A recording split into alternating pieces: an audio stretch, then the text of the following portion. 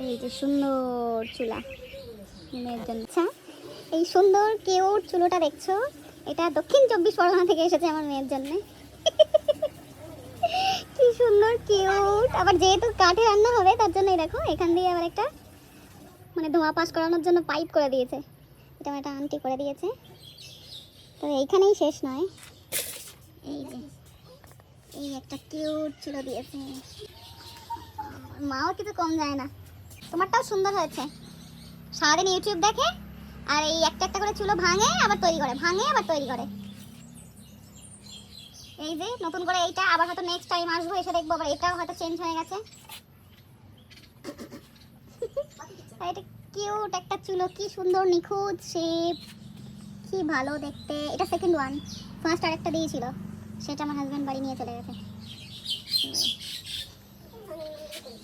এই যে সুন্দর চুলা মেয়ের জন্য।